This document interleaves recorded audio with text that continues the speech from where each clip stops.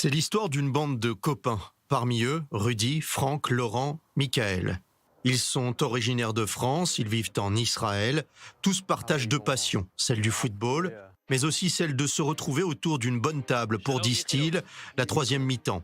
Deux plaisirs simples en temps normal, mais deux plaisirs impossibles à organiser en cette période de coronavirus. Pour faire rapide, on est une équipe de foot depuis à peu près 10 ans. On joue tous ensemble, on est tous des copains, on est un bon groupe de copains. Et la tradition veut qu'à la fin de chaque partie, chaque jeudi soir, on organise une troisième mi-temps tous ensemble. Généralement, c'est dans un restaurant ou chez des copains où on fait des grillades ou quoi que ce soit.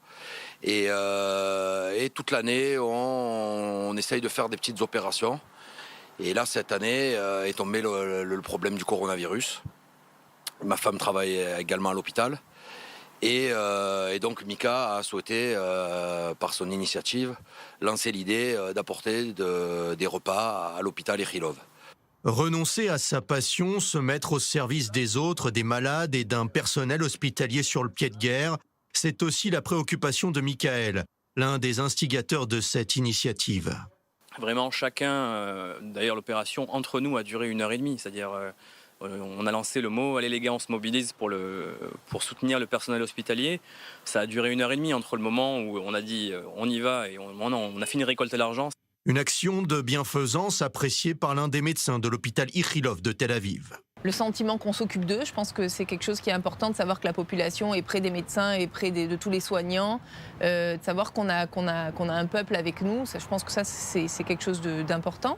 Et puis de ne pas se soucier en fait de tout ce qui est nourriture, besoins primaires, s'occuper de ses enfants. Ce serait bien qu'il y ait des professeurs qui nous donnent des cours en ligne aussi gratuitement. Je pense qu'on a besoin en fait de ne pas se soucier du quotidien et que d'avoir une sorte de quelqu'un qui prend sur les épaules en fait toute l'intendance. De la parole aux actes, Laurent et Michael apportent leur pizza aux médecins du service Corona du grand hôpital de Tel Aviv. Je me suis rendu compte aussi des problèmes logistiques que ça a pu entraîner, notamment les livreurs de pizza qui, malgré le fait qu'ils livrent dans tout Tel Aviv, qui n'ont pas voulu livrer l'hôpital Ichilov parce que c'était l'hôpital Ichilov et qu'ils savent que c'est là-bas qu'on gère le corona.